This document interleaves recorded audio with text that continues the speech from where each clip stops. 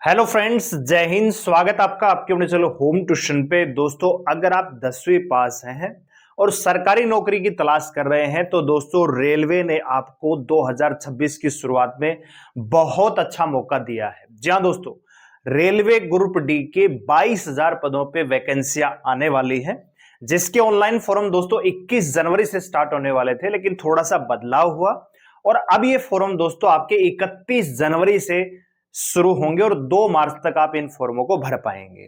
तो अगर आप 10वीं पास हैं और आपकी उम्र 18 से 33 साल जनरल कैटेगरी के बीच में है तो ये वैकेंसी आपके लिए काफी इंपॉर्टेंट रह सकती है। बहुत अच्छी जॉब है, 5200 से लेके 20,000, यानी जब आप ज्वाइन करेंगे तो शुरुआत में आपको 18,000 से लेके 25,000 तक सैलरी मिलती है। डिपेंड करती है आपकी जॉब कहां पे, किस लोकेशन पे है।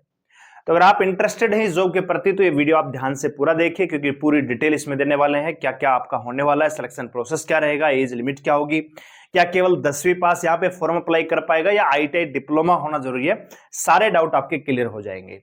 तो वीडियो को ध्यान से पूरा देखिए। चैनल पे आप नए हैं, चैनल को सब्सक्राइब कर लीजिए, बेल आइकन प्रेस कर लीजिए। वीडियो अगर आपको चैनल लाइक कर जरूर करिएगा।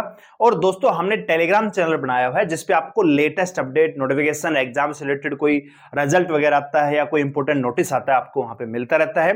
तो टेलीग्राम चैनल का जो लिंक है कमेंट सेक्शन में मैंने पिन किया हुआ है, आप जाके ज्वाइन कर लीजिए हमारे चैनल को। आइए बात करते हैं। सबसे पहले रेलवे ने एक ये नोटिस जारी किया जिसमें थोड़ा सा बदलाव हुआ। पहले आप इसको देख लीजिएगा दोस्तों।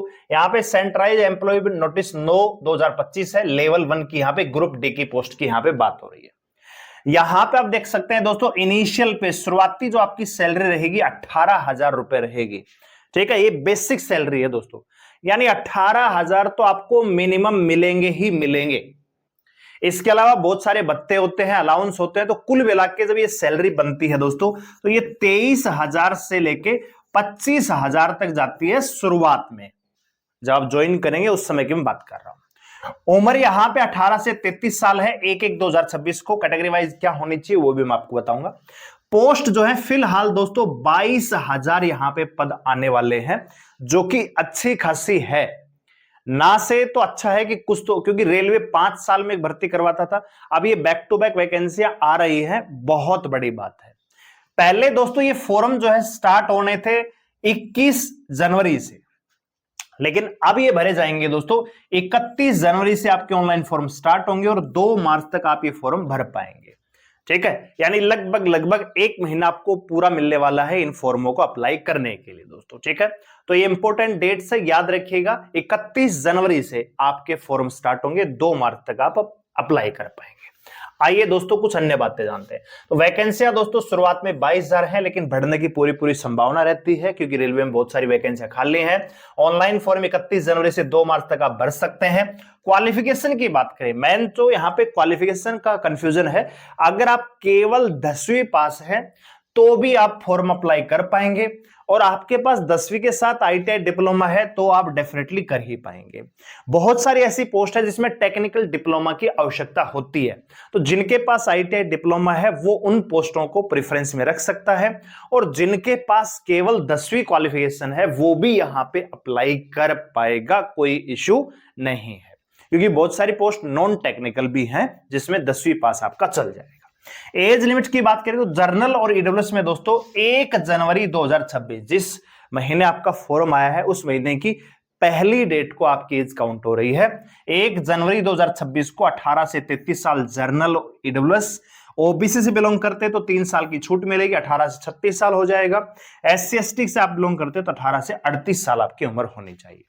सिलेक्शन प्रोसेस क्या होता है दोस्तों? सबसे पहले आपका पेपर होता है, उसके बाद आपका हल्का फिजिकल करवाया जाता है, फिर डॉक्यूमेंट वेरिफिकेशन और मेडिकल करवा के आपको फाइनल लिस्ट दी जाती है दोस्तों। तो एग्जाम में क्या क्या पूछा जाएगा दोस्तों?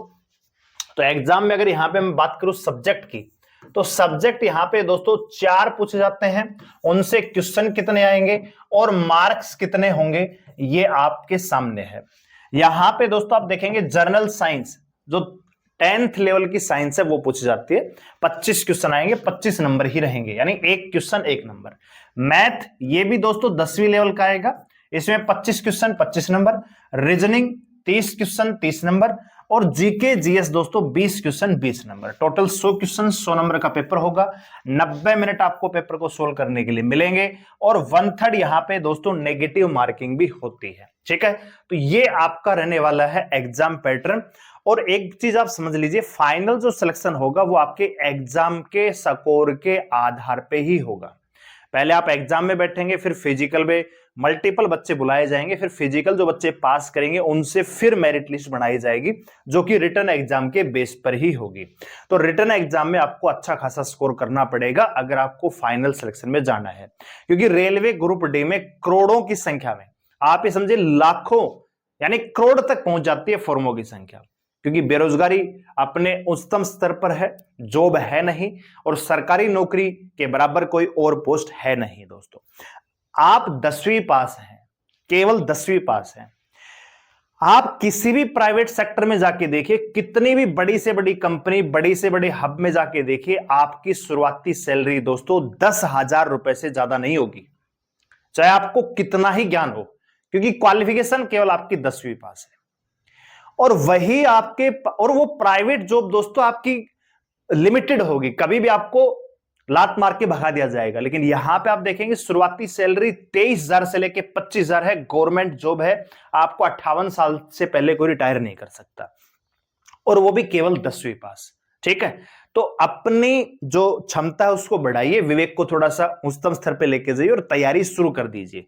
जब आप सरकारी नौकरी लगेंगे तो हालात एकदम से बदल जाएंगे दोस्तों, इसलिए तैयारी करना जरूरी है अगर आप सरकारी नौकरी की तलाश में हैं। अच्छा जी, जो बच्चे फिर रिटन एग्जाम पास करेंगे उनको बुलाया जाएगा फिजिकल के लिए। तो फिजिकल में क्या क्या होगा, 2 इवेंट होते हैं, मेल फीमेल दोनों के लिए।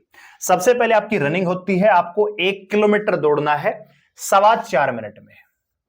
अगर आप ये कर पा रहे हैं तो आप इस इवेंट को पास कर जाएंगे। फिर आपका एक और इवेंट होगा मेल के लिए, वो क्या होगा, 35 किलो का वजन आपको एक कट्टे में भर के, जैसे गांव में आप चून आटा वगैरह पिसवाने के लिए जाते हैं, या आप फसल खेती बाड़ी करते हैं तो वही खेत से आप जो अनाज है वो घर पे लेके आते हैं, उस प्रकार का ही थोड़ा सा प्रैक्टिस यहाँ पे। क्योंकि रेलवे में आपको पता है कि ट्रैकमैन होता है, ट्रैक बनते हैं, तो वहां पे आपको जो रोडी वगैरह है, ठीक है ना, कंक्रीट जो होती है उसको उठा के आपको ट्रांसफर करना पड़ता है, तो उसी से संबंधित आपका फिजिकल होता है यहाँ पे, क्योंकि वजन का तो काम होगा ही।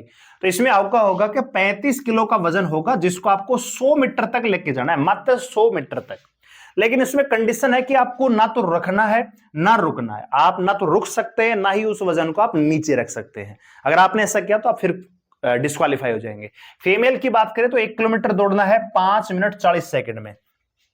और जो दूसरा इवेंट है जिसमें आपकी स्ट्रेंथ चेक की जाती है, ताकत चेक की जाती है, उसमें आपका 20 किलो वजन रहेगा लड़कियों के लिए। इवेंट सेम रहेगा, 100 मीटर जाना है 20 किलो वजन के साथ। ठीक है, तो ये इतना हार्ड नहीं है, हार्ड है आपका दोस्तों ये, क्योंकि इससे मेरिट बनेगी और जोन वाइज मेरिट बनती है। ठीक है भाई, तो अगर आप इंटरेस्टेड हैं इस जॉब के प्रति तो रेलवे ग्रुप डी में 22,000 पदों पे वैकेंसी आने वाली है।